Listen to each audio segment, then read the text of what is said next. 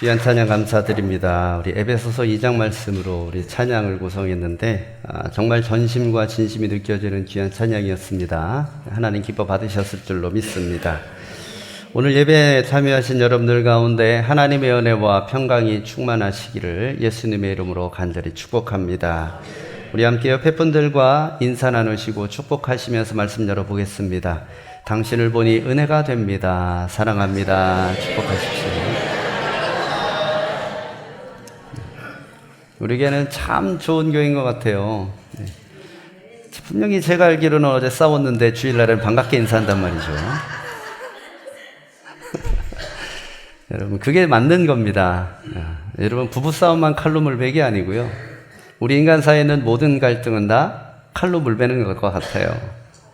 사실은 우리 길다면 길지만 100년밖에 안 되는 인생인데 영원의 시간, 천국에서 함께할 그 시간을 우리가 100년 사는 동안에 있는 그 감정 때문에 망칠 수는 없지 않습니까? 그래서 하나님께서는 그 모든 것들을 다 대비하시고 우리 안에 화평케 하는 영을 허락해 주셨습니다. 우리가 예수 그리스도를 구주로 믿고 한 식구가 되었다면 그 안에 성령께서 역사하세요. 그래서 여러분, 나의 호불호가 아니라, 나의 옳고 그름이 아니라 하나님의 인도하심과 하나님의 하나 되게 하심, 그 은혜들을 품고 있으면 내가 이해하지 못하는 것 이해하게 해주시고 저 사람이 받아들이고 용납하지 못하는 것 하나님께서 그렇게 해주십니다. 그래서 여러분, 하나님 안에서 은혜와 복락을 함께 누리시고 또 사랑을 나누시기를 주의 이름으로 축복합니다. 자, 오늘 은급주일입니다. 우리 은급주일은 저는 다른 교단에도 다 있는 줄 알았어요. 그런데 제가 제동역 모임에 갔더니 다른 교단 목사님들이 감리교를 되게 부러워하는 거예요. 그래서 아니, 장로교가 우리 제주도에서는 감리교의 2배 이상 큰데 뭐 저렇게 부러워하나 그랬더니 다른 게 아니고 이 은급제도를 부러워해요. 은급제도가 뭐냐면 우리 기독교 대한감리회에 약 1,500명 정도의 은퇴하신 목사님 또 사모님 배우자분들이 이렇게 계십니다. 그분들을 위로하고 중보기도하기 위해서 정해진 그러한 절기예요. 1914년에 미국 북감리회 총회에서 처음 제정이 되었다고 합니다. 그래서 그 문화를 우리 한국감리교단이 84년에 교역자 은급 규정으로 체계화해서 지금까지 지켜오고 있지요. 굉장히 자랑스러운 신앙의 유산입니다. 이게 원로 목사님, 원로 목회자들을 돌보는 게 그것 자체가 신앙의 세대적인 책임을 구현하는 일이에요. 어려운 말이지만 우리가 세대별로 이제는 은퇴했으니 끝이 아니라 그래도 이분들은 우리 식구고 하나님 나라에 함께 가는 동역자로 묶는 하나의 끈이 된다라는 뜻이에요. 여러분, 오늘날은 고아와 과부만 힘없는 사람이 아닙니다. 연세가 들어서 노인들이 된 분들도 힘없는 사람이 되어서 어려움을 당하고 있지요. 자, 그 노인들 중에 우리 원로 목사님 사모님들이 계신 거예요. 요즘 교회가 많은 비판을 받고 있고 또 영적인 공격들이 드세고 뭐 내외적으로 혼란스럽다라고 얘기들을 합니다. 그런데 여러분, 우리가 그럼에도 불구하고 이렇게나마 신앙을 유지할 수 있는 건 뭐냐면 우리의 이전의 신앙 선배들이 흘려놓은 피와 땀과 눈물 덕분이에요. 여러분, 이건 부인할 수 없는 사실이죠. 든든한 믿음의 선배들이 있다라는 거, 우리에게 있어서는 굉장히 큰 축복된 일이에요. 제가 종종 말씀드리지만 제가 가장 신학교 다닐 때 부러워했던 친구들이 아버지가 목사님인 친구들. 그들의 앞길이 뭐 어떻게 되고 그런 문제가 아니라 그 목회를 하면서 쌓아왔던 하나님께서 주시는 그 은혜의 목회의 축복들이 자녀들에게 물려져 있어서 신학교 때 제가 느꼈던 거는, 저는 이제 저희 아버님이 장로님이셨어요. 그러니까 목사님의 아들들한테는 뭔가 모르는 다름이 있습니다. 물론 그게 포장됐는지 어떻게 됐는지는 알지는 못하겠지만 제가 느끼기에는 뭔가 달랐어요. 그래서 우리끼리는 그렇게 불렀습니다. 이제 신라시대의 골품제도에 이렇게 빗대가지고 목사님 아들들은 성골이고 장로님 아들들은 진골이고 권사님 이하는 다 육두품이다. 뭐 이렇게. 혼자 신앙생활하다가 신학교 왔으면은 너는 천님이야. 막 이렇게 우스갯소리로 우리끼리는 그랬는데 그게 은연중에 이제 부러움인 거죠. 여러분, 마찬가지예요, 교회도. 역사가 오래됐다라는 것은 그만큼 신앙의 선배들이 닦아놓은 피와 눈물과 땀과 기도가 있다라는 거고, 여러분, 그것이 지금 우리로 하여금 이렇게 신앙생활하게 하는 밑바탕이 될 수 있습니다. 그래서 여러분, 우리는 매번은 아니지만 기회가 있을 때마다 과거 우리의 신앙생활 선배들이 얼마나 그렇게 힘쓰고 애썼는지, 기도하면서 눈물을 흘렸는지 좀 돌아보아야 될 필요성이 있습니다. 그리고 후손인 우리들은 그 유지를 이어받아서 또 우리의 후손들에게 물려줘야겠지요. 나이가 많으나 적으나 우리는 다 누군가로부터 신앙을 전수받고 누군가에게 신앙을 전수해야 되는 그러한 위치에 서 있습니다. 우리는 그래서 신앙의 후배이자 선배예요. 그러니 여러분, 응급주일은 단순히 선배들만 기리는 그러한 주일이 아니라 우리가 선배가 되었을 때 또 우리 후손들에게 무엇을 어떻게 신앙적인 유산을 잘 물려줄 것인가를 고민해야 되는 그러한 절기가 됩니다. 자, 오늘 말씀을 통해서 한번 축복의 전수자가 될 수 있는 비결을 함께 나눠보도록 하겠습니다. 자, 먼저 저를 따라서 해보십시오. 눈물의 기도를 물려주자. 자, 4절 말씀 함께 보시겠습니다. 시작. 내 눈물을 생각하여 너 보기를 원함은 내 기쁨이 가득하게 하랴. 4절 말씀을 가만히 보면 좀 어폐가 있습니다. 네가 눈물 흘리는 모습을 생각해 보니까 널 참 보고 싶은데 네가 눈물 흘리는 모습을 보니까 내가 참 기쁨이 충만해. 이상한 사람 아닙니까? 기쁘고 행복한 모습을 봐야 함께 기쁘고 행복한 것 아닌가요, 보통? 근데 네가 울면 내가 기뻐. 이건 좀 이상한 얘기잖아요. 말 자체로만 봐서는 굉장히 이상한 말입니다. 디모데에게 바울 사도는 네가 눈물 흘리는 모습을 보니 내가 너무나 기뻐. 그런데 여러분, 신앙생활하다가 혹시 저 사람이 눈물 흘리는 모습을 보고 은혜와 기쁨과 감격을 느낀 적 있으십니까? 여러분, 지금 바울 사도가 디모데를 생각하면 그 은혜와 감격이 있는 거예요. 자, 지금 사도 바울은 로마의 차가운 감옥 안에서 이제 죽음을 앞두고 있는 겁니다. 그런 상황 속에서 영적인 아들 디모데에게 편지를 쓰고 있는 거예요. 그런데 그 디모데를 생각할 때 가장 먼저 바울 사도의 뇌리에 딱 떠오른 게 뭐냐? 눈물입니다. 그래, 디모데가 눈물을 흘리는 목회자지. 그것이 생각이 난 거예요. 여러분, 이 눈물이 어디서 나온 거냐면 사도행전 20장 말씀에 보면 그 단서가 나와요. 바울이 에베소에 있는 교인들과 작별할 때 디모데를 포함한 바울의 제자들이 바울을 끌어안고 눈물을 흘렸어요. 크게 울었다라는 거지요. 단순히 이별의 슬픔, 그렇게 얘기할 수도 있겠습니다만 여러분, 이건 뭐냐면 그보다 한 차원 더 나간 겁니다. 복음의 사명 앞에서 우리의 스승이 홀로 떠나가는구나. 이 사명 감당하려고 이 양반이 목숨을 걸고 가는구나. 저 나이 들고 병든 몸을 이끌고 저렇게 혼자 가는구나. 그것이 이들 마음 가운데 함께 공감이 되는 은혜와 사랑이 있는 그러한 영적인 눈물이었다라는 거예요. 여러분, 이거는 인간적인 감정의 호소가 아닙니다. 이곳에는 분명히 성령님께서 함께 하시고 사명과 함께 하시는 하나님의 은혜가 있었어요. 그 은혜가 함께 공감된 겁니다. 여러분, 신앙생활하다가 우리가 흘리는 눈물 중에 슬퍼서 흘리는 눈물, 장례라든지 누가 아프다든지 그런 비극적인 일로 인하여서 흘리는 눈물도 있지만 여러분, 영적인 눈물이 반드시 있다라는 거 여러분 아실 겁니다. 지금 내가 흘리는 이 눈물은 감정의 동화가 아니라 하나님께서 나에게 주시는 눈물, 성령께서 나에게 주시는 눈물이라는 그 느낌이 있을 거예요. 여러분, 그 느낌이 함께 공유될 때는 어떻습니까? 이거는 슬픈 상황이라도 슬픔이 아니에요. 주가 주시는 평안이 있고 더 나아가서 하나님께서 허락하실 기쁨의 비전들이 담겨져 있습니다.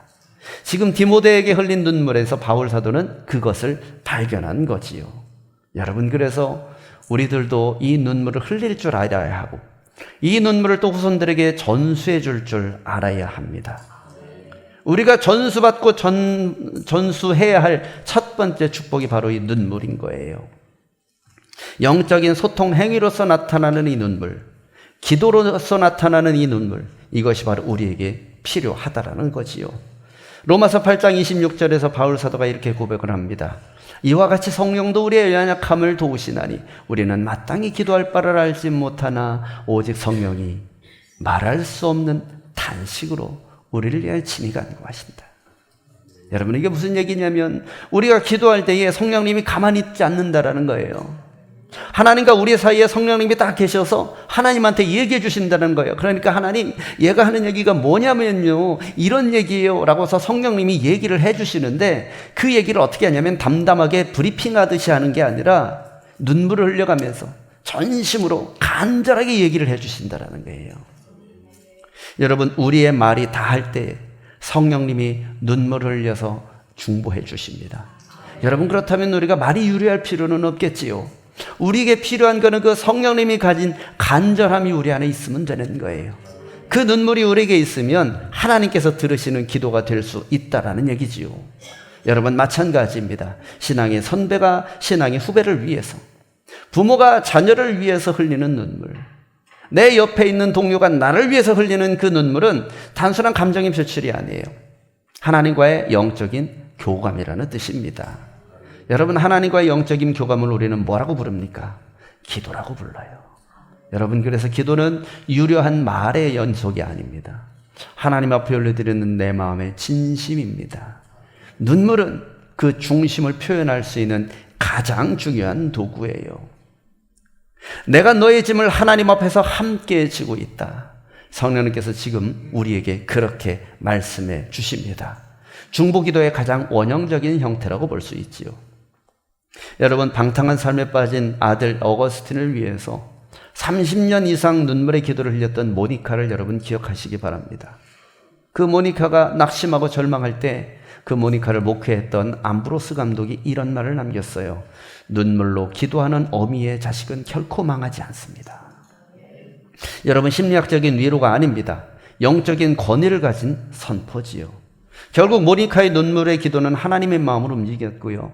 어거스틴은 타락한 방탕하에서 앞에 세인트, 성이 붙은 성 어거스틴이 되었습니다. 가장 위대한 성자이고 가장 위대한 신학자 중에 한 사람이 되었지요. 어거스틴이 썼던 고백록, 이 고백록은 지금 1500년 이상의 시간이 흘렀지만 여전히 우리의 신앙이 모범입니다. 여전히 신학교에서는 반드시 공부해야 할 필독도서예요. 사랑하는 성도 여러분, 진정한 신앙의 유산은 화려한 말씀이 아니에요. 거대한 사역이 아닙니다. 밤새 울면서 기도했던 눈물의 기도가 가장 먼저 되어야 할 줄로 믿습니다. 여러분, 그래서 여러분들이 흘린 눈물의 기도는 다음 세대의 영혼들이 하나님 앞으로 나오는 징검다리가 될 줄로 믿습니다. 하나님의 나라를 확장시키는 은혜의 씨앗이 될 줄로 믿습니다.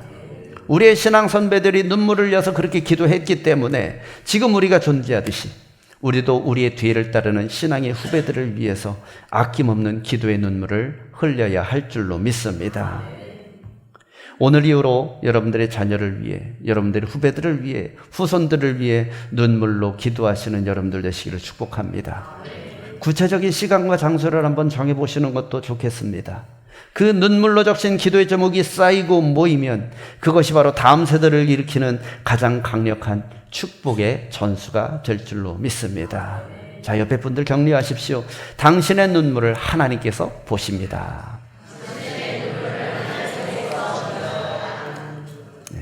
하나님께서 다 보고 계시는 줄로 믿습니다.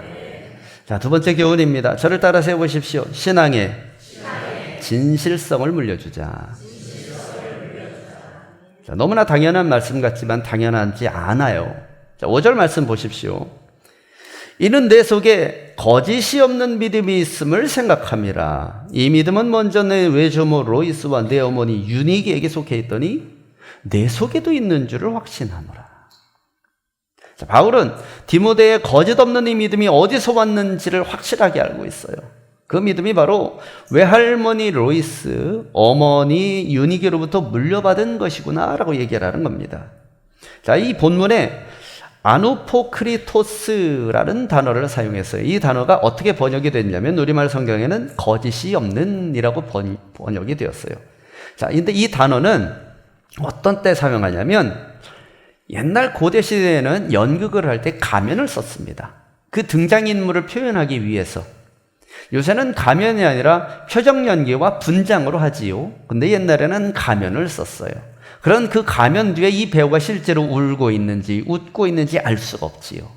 그런데 연극이 끝나고 무대 뒤로 들어가면 어떻게 합니까? 이 가면을 벗는 거예요. 그 가면을 벗은 상태가 바로 아누포크리토스예요. 그러니 이 단어를 여기다 썼다라는 건 뭐냐면 전혀 디모데에게는 가식이 없다라는 뜻이 되는 거예요.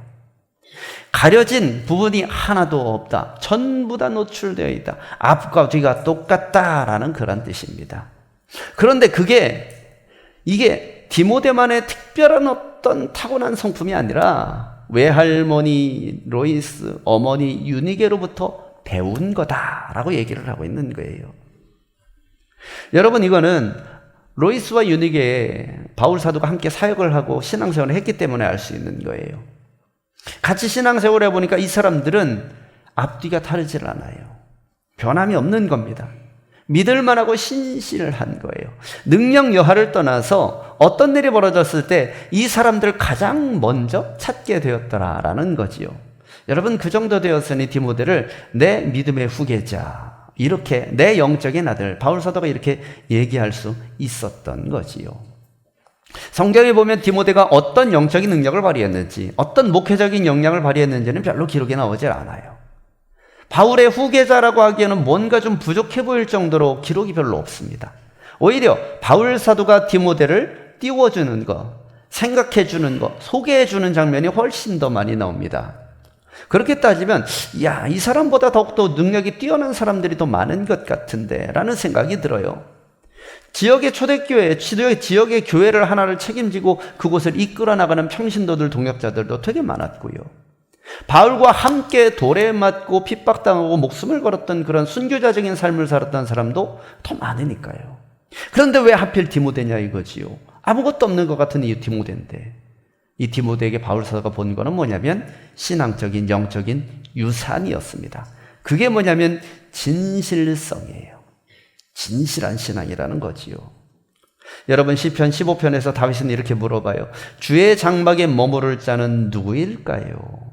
그러면서 주의 거룩한 산에 오를 자는 손이 깨끗한 자, 그 마음에 진실을 말하는 자입니다. 이렇게 얘기를 해요. 하나님 앞에서 일구이연하지 않는 사람, 사람들 앞에서 표리부동하지 않는 사람, 앞과 뒤가 다르지 않은 사람, 그런 사람을 하나님께서는 장막 안에 머물게 하신다. 여러분, 구약으로부터 이어져 내려오는 하나의 원칙입니다. 하나님은 능력보다 앞서서 그 사람의 신실성을 먼저 보세요. 정직과 순결함을 먼저 보신다라는 거지요. 그 영적인 부분이 되었던 육신적인 부분이 되었든지 가장 중요한 것은 뭐냐면 앞과 뒤가 다르지 않아야 한다라는 거예요. 다윗이 밧세바와 범죄한 후에 철저하게 무너졌을 때 하나님이 원한 게 무엇이었을까요? 하나님은 단순히 간음을 했구나 이렇게 해서 다윗을 치신 게 아닙니다. 사실 법적으로 말하면 어떻게 보면 다윗은 법적으로는 하자가 없습니다. 아니, 부하의 아내를 어떻게 왕이 취할 수가 있습니까? 도덕적으로는 문제가 될 수 있겠지만 당시 시대에서 왕이 본인이 원하는 여자를 취하는 것은 누구의 부인이 되었든지 아무 상관없는 거예요.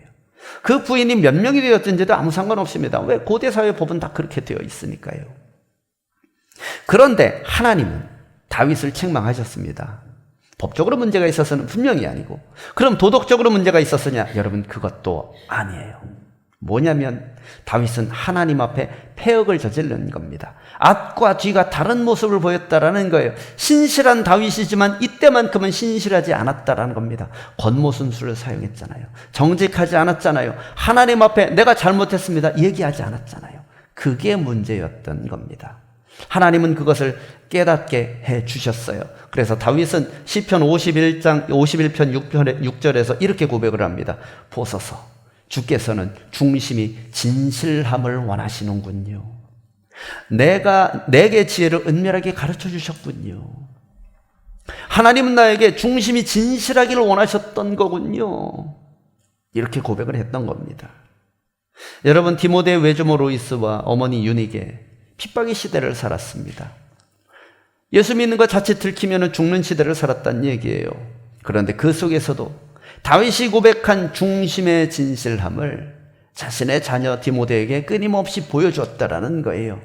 결과적으로 그 진실함은 디모데에게 거짓 없는 신앙이 될 수 있도록 밑바탕을 놓았다라는 겁니다. 여러분, 구약, 신약뿐만 아니라 후대 역사 속에서도 이런 진실함은 분명히 존재합니다. 우리가 다 알고 있는 아브라함 링컨의 어머니 낸시 여사는 마지막 죽음의 유언의 순간에 성경책가 나를 아브라함에게 전해주면서 이렇게 얘기했습니다. 이 책대로만 살았으면 좋겠어. 비록 학교 교육도 제대로 시켜주지 못했고 풍족하게 먹이지도 못했고 제대로 입히지도 못했지만 단 한 가지, 신앙의 진실성, 신앙의 신실함만은 아들에게 풍성하게 물려줬던 거예요. 여러분, 링컨은 평생 그 성경을 읽으면서 하나님 앞에서 정직한 사람, 그게 인생의 모토로 삼고 아브라함은 정치를 하든 무엇을 하든 그렇게 살았습니다. 그리고 링컨에게 어머니가 보여준 그 정직한 신앙의 유전자가 결국 그의 인격을 형성했고 그가 미국 역사상 가장 위대한 대통령이 될 수 있도록 밑거름을 놓았습니다. 여러분, 우리가 살아가는 이 시대는 안타깝게도 그런 진실함이 지금은 비웃음을 받는 시대가 되어버리고 말았어요. 제가 충격을 받았던 게 뭐냐면 이번 주에 어떤 기사를 봤는데 그 기사 밑에 달린 이야기가 뭐냐면 속은 게 바보지. 댓글이 그렇게 달렸습니다. 어떤 사람이 사기를 쳤습니다. 사기를 쳤는데 그 사기를 친 이 사기를 당한 사람을 비난하는 거예요. 사기를 친 사람이 아니라. 그런데 여러분, 그런 댓글을 그렇게 생각하는 사람도 있을 수 있겠죠. 그런데 거기 좋아요가 수백 개가 달리는 거예요. 거기에 공감하는 사람들이 그렇게 많다라는 얘기지요. 당한 게 바보다. 여러분, 그게 우리가 사는 지금의 이 세대의 흐름이에요. 여러분, 진짜 그렇습니까? 진실한 사람이 웃음거리가 되는 게 여러분 맞는 거예요. 지금 이 시대는 눈에 보이는 화려한 이익이 더 중요합니다. 보이지 않는 중심의 진실함은 별로 중요하지 않아요. 그런데 여러분, 그 이면은 어떻습니까? 보이지 않는 곳은 다 썩어 들어가고 있지요. 죽어가고 있다는 얘기예요. 이 부분이 일반 사회뿐만 아니라 교회에도 파고드는 게 문제입니다. 겉으로는 신실한 신앙의 모습을 보이지만 실제의 삶 속에서 그 진실성이 사라지는 모습들이 참 많지 않습니까? 교회 안에서와 교회 밖에서의 모습이 다른 모습들이 참 많잖아요. 우리 자신을 돌아보더라도 하나님 앞에 부끄러운 모습들이 많지 않습니까? 여러분, 그런데 그럼에도 불구하고 하나님의 소망은 우리에게 있습니다. 그나마 믿지 않는 사람들보다는 우리가 낫기 때문에 하나님은 계속해서 타락한 이스라엘 백성들에게 이야기하듯이 우리에게 권면하고 계십니다. 진실해라. 중심이 정직해야 한다. 하나님 앞에서와 사람들 앞에서가 같아야 한다. 계속 우리에게 말씀해주고 계십니다. 여러분, 진실한 신앙은 결정적인 순간에 나타납니다. 좋을 때는 잘 보이지 않아요. 좋지 않을 때 나타난다는 얘기죠. 여러분, 이건 뭐냐면 말이 아니라 뒷모습으로 표현되는 거예요. 후손들은 이익이 걸린 순간에 하나님의 말씀을 선택하는지 이익을 선택하는지 우리를 지켜보고 있습니다. 여러분, 이거는 교회 안에서만 지켜보는 게 아니에요. 교회 밖에서도 지켜보고 있어요. 우리가 교회 밖의 삶의 현장에서 어떠한 언어를 사용하는지, 어떠한 마음가짐을 가지고 살아가는지, 어떠한 태도로 사람들을 대하고 있는지, 이게 거짓으로 꾸며낸 태도인지 진실한 태도인지 여러분, 누군가는 지켜보고 있습니다. 여러분, 그렇기 때문에 우리는 늘 하나님 앞에서의 자세로 살아가야 돼요. 주 앞에 살아가는 우리의 삶의 태도를 유지하는 게 결코 쉽지는 않습니다. 생각보다 굉장히 큰 용기를 필요로 해요. 하지만 여러분, 우리는 해내야 합니다. 우리가 별것 아니라고 생각하는 지금의 그 진실이 우리의 후손들을 하나님 앞에서 진실하게 만드는 밑거름이 될 수 있습니다. 여러분, 정직한 예배자, 정직한 신앙인은 누굽니까? 홀로 있을 때, 혼자 있을 때의 모습이 예배할 때랑 똑같은 사람이에요. 이익이 걸린 순간에도 하나님의 의를 선택하는 사람입니다. 세상이 부정직한 행동을 할 때 그것에 동참하지 않는 사람이에요. 사랑하는 성도 여러분, 우리가 이렇게 가면을 벗고 하나님 앞에 정직하게 나설 때에 우리의 자녀들은 신앙을 종교적인 어떤 기술이나 형식이 아닌 삶으로 받아들이게 될 것입니다. 여러분, 그게 바로 가장 강력한 신앙의 전수입니다. 다시 한번 저를 따라서 해보십시오. 신앙의 진실성을 물려주자. 진실한 크리스찬들 되시기를 주의 이름으로 간절히 축복합니다. 자, 마지막으로 바울은 디모데에게 이렇게 권면을 합니다. 8절 말씀 다 같이 읽어보겠습니다. 자, 시작.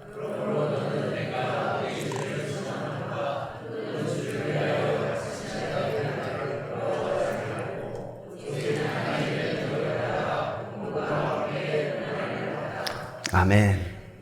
마지막 단어가 참 우리를 힘들게 합니다. 복음과 함께 고난을 받아라. 여러분, 후손들에게 누구나 평안한 삶이 주어지기를 바라지 않습니까? 내 자식이 고생하기를 바라는 부모가 어디 있어요? 그래서 여러분, 꿈을 찾아 떠나는 우리 자녀들에게 우리 부모들은 걱정을 하잖아요. 저렇게 하면 안정적인 생활이 힘들 텐데, 내가 저 녀석의 2배 인생을 살아봤는데 저렇게 해가지고는 참 먹고 살기도 힘든데, 그게 얼마나 고생스러운데 쟤는 지금 몰라서 저러는데, 그런 걱정이 누구나 다 있습니다. 물론 저에게도 있어요. 그래서 꿈과 비전을 찾아나가는 그 자녀를 과감하게 응원하기가 참 어렵습니다. 그래서 뭐라고 합니까? 준비해서, 공부해서 안정적인 삶을 살기를 바라잖아요. 나가서 고생해라, 이거는 사실 배우고 와라는 뜻이지 평생 고생하다 죽으라는 뜻은 절대 아니니까요.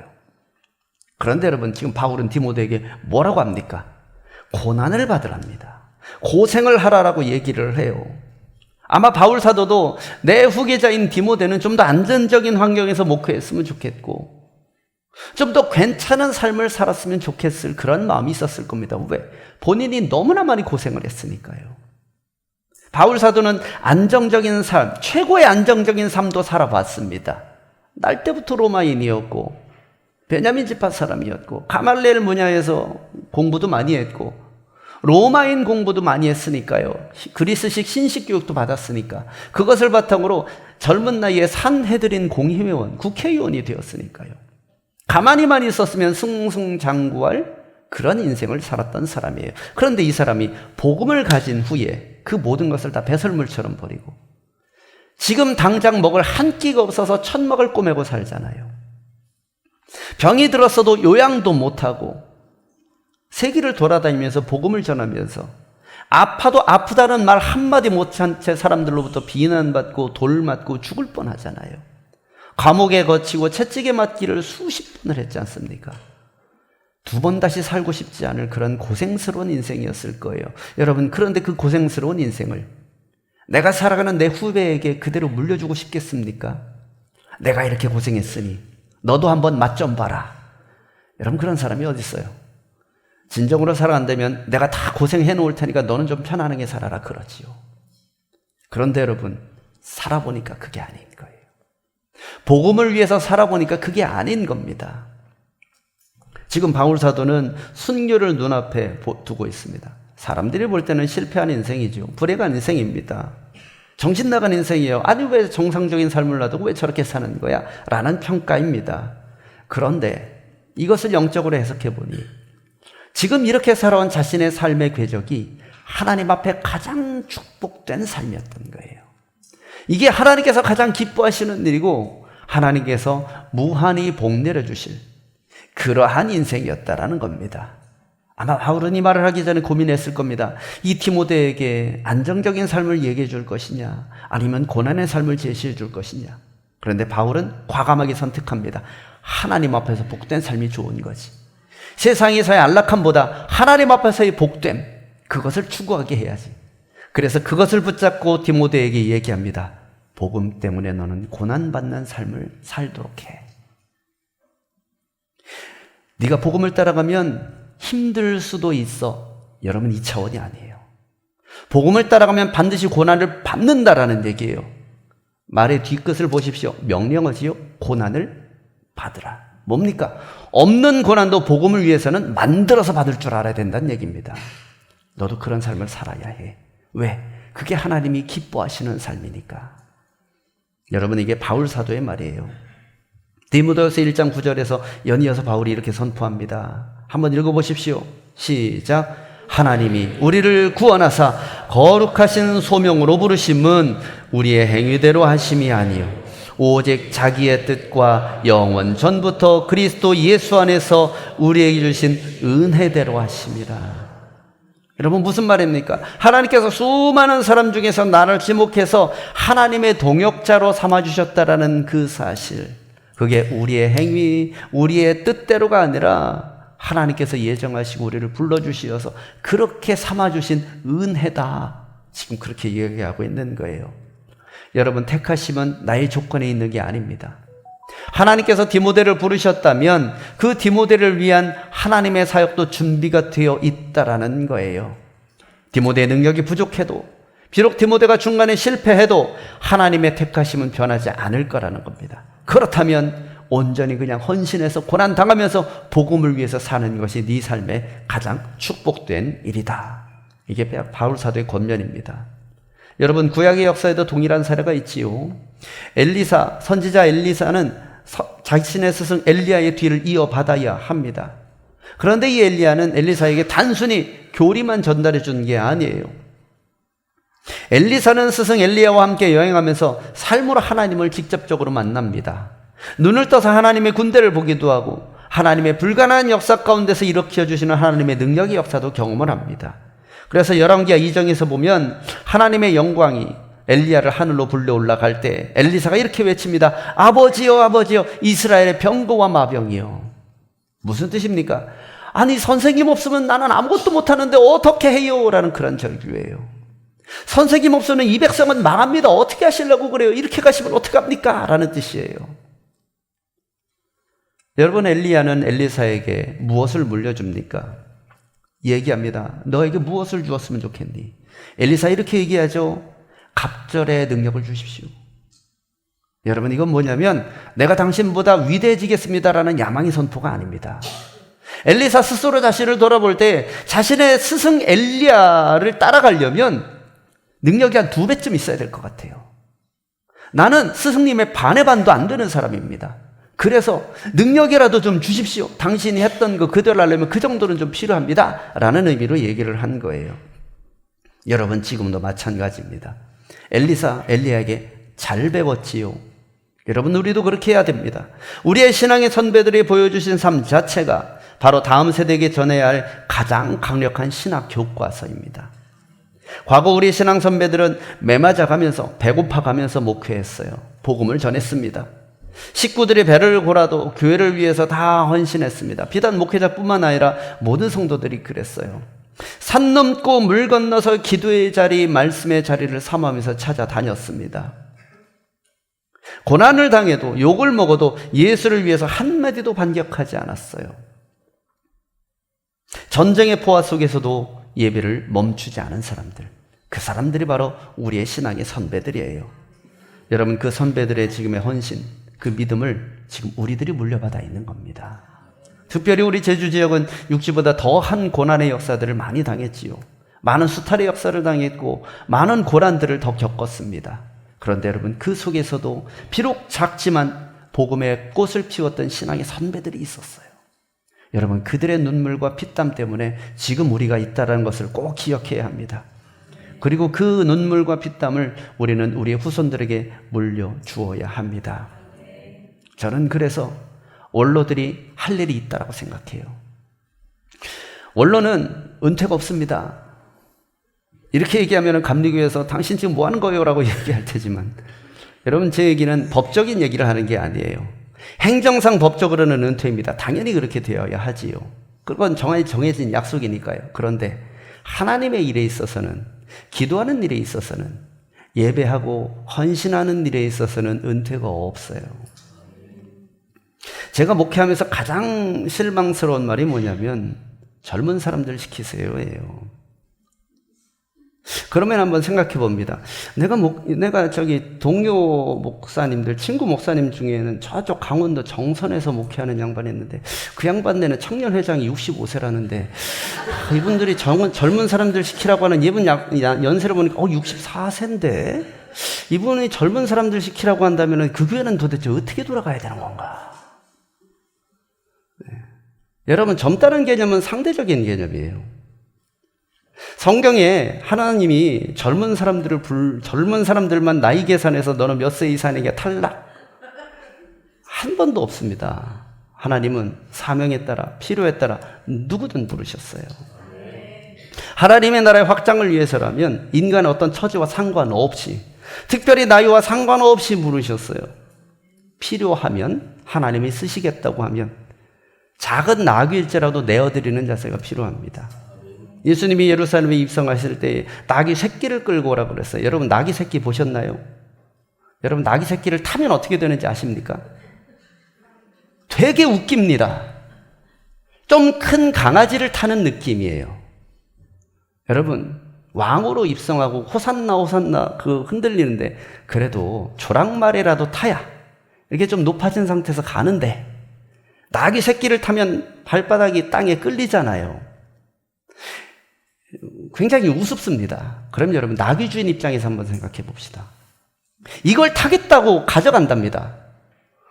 이 양반들은 말도 있는데, 왜 좋은 것도 있는데 나귀 새끼를, 그러면서 뭔 소리 하는 거예요? 라고 얘기할 수도 있지요. 그런데 뭐라고 합니까? 주가 쓰시겠다고 하니 그냥 내어드리는 거예요. 알아서 하시겠지. 여러분, 그게 우리의 태도에 필요한 거예요. 우리는 이해가 안 갑니다. 아니, 젊은 사람들 내버려두고 왜 하필 나? 그런데 주가 쓰시겠다고 하면 여러분 어떻게 하실 거예요? 하나님 앞에도 젊은 사람 쓰세요 라고 하실 겁니까? 여러분, 신앙의 선배들은 당연히 근력도 떨어지고 지략도 떨어집니다. 예전 같지 않지요. 그런데 여러분, 할 일이 있습니다. 그들보다 더 잘하는 것, 제가 볼 땐 버티는 건 훨씬 잘해요. 끊임없이 기도의 자리를 지켜가는 건 정말 잘합니다. 끊임없이 예배의 자리를 지켜가는 건 범접할 수가 없어요. 어느 교회나 있습니다. 이 자리는 그 장로님 자리 그거. 우리 교회도 새벽기도 끝나고 이렇게 가다 보면은 방석이 놓여있는 데 있고 성경책이 올라와 있는 데 있어서 누가 성경책을 여기다 놓고 갔나, 갖다 놓으면 그 다음날 그 자리에 또 와 있어요. 이 자리는 뭐냐면 그냥 반 기도하는 자리예요. 거기 앉으면 불편해져요. 여럿이 불편해집니다. 대놓고 말은 못합니다. 거기 내 자리니까 나오시오. 교회 자리 맡아놓고 이름 써놓은 건 아니니까. 그런데 사람들이 그래요. 저기는 김 권사님 기도하는 자리인데. 여러분, 자리를 맡아놓으라는 얘기가 아니에요. 의미가 중요하다라는 거죠. 끊임없이 지켜가는 기도의 자리, 은혜의 자리. 여러분, 그게 원로가 할 일입니다. 기도로 후원해야 하고 권면으로 후원해야 합니다. 영적 지혜 전승자로서 우리 교회의 영혼을 지키는 기도의 성벽이 되어 주어야 해요. 억만장자의 상속권을 포기하고 중국 선교를 했던 윌리엄 보딘이라는 사람이 있습니다. 25세 죽었어요. 중국 선교를 꿈꿨는데 중국에 가지 못하게 막혔습니다. 가만히만 했으면 억만장자의 후기자로서 평안하게 살 수 있었던 사람이에요. 그런데 복음을 영접하고 내 사명은 중국 동양에 가서 복음을 전하는 거다 생각을 했습니다. 그런데 중국을 가려고 했더니 가지를 못해요. 그러면 어떻게 하냐? 인도 쪽으로 돌아 들어가기로 했어요. 돌아 들어가기로 했는데 가는 도중에 풍토병에 걸려서 25세 중국 땅은 밟아보지도 못하고 인도 땅에서 숨을 거둡니다. 그런데 이 사람이 남겼던 말이 있어요. No reserve, no retreat, no regret. 무슨 뜻이냐면 남김없이, 후회 없이, 후퇴 없이. 하나님을 위해서라면 나는 노라고 하지 않는다라는 얘기예요. 하나님을 향해서라면 yes, 나를 위해서라면 no. 여러분, 25세 인생에서 그가 남긴 저 세 가지 단어가 중국 선교의 물꼬를 텄습니다. 여러분, 마지막 교훈입니다. 저를 따라서 해보십시오. 택하심에 순종함으로, 부르심에 순종함으로. 여러분, 후손들에게 이 사명을 물려주시기를 바랍니다. 그리고 끝까지 기도하고 후원하시기 바랍니다. 말씀 맺겠습니다. 응급주의를 맞이해서 우리 신앙의 선배들이 남겨주신 고귀한 믿음의 유산 여러분 꼭 기억하시기 바랍니다. 밤새 하나님과 영적으로 소통하면서 기도하면서 흘리셨던 그 눈물 여러분들도 흘려주시기를 바랍니다. 그것이 여러분들의 후손들을 지켜낼 것입니다. 이제는 가면을 벗고 하나님 앞에 나서시고 사람들 앞에 나서시기 바랍니다. 혼자 있을 때와 사람 앞에서와 하나님 앞에서가 동일한 사람들, 동일한 크리스찬이 되시길 바랍니다. 그리고 그분들에게 하나님의 택하심을 최고의 영광으로 여기는 사명, 여러분 그 사명을 마음에 품어주시기 바랍니다. 안락함을 선택할 수도 있지만 복음의 사명을 선택해 주시기 바랍니다. 이제 우리가 그 바통을 이어받은 거예요. 세상에 화려한 성공은 없을 수도 있습니다. 하지만 여러분, 하나님은 감동시킬 수 있을 겁니다. 여러분들 모두 축복의 전수자가 되시기를 주의 이름으로 간절히 축원합니다. 기도하겠습니다. 은혜와 사랑이 풍성하신 아버지 하나님, 우리에게 물려받은 하나님의 놀라운 은혜와 섭리와 축복들과 전승들이 하나님 우리 후손들에게도 물려지기를 소망합니다. 귀하고 아름다운 축복의 통로 될 수 있도록 우리를 지키시고 인도하여 주시옵소서. 예수님의 이름으로 기도합니다. 아멘.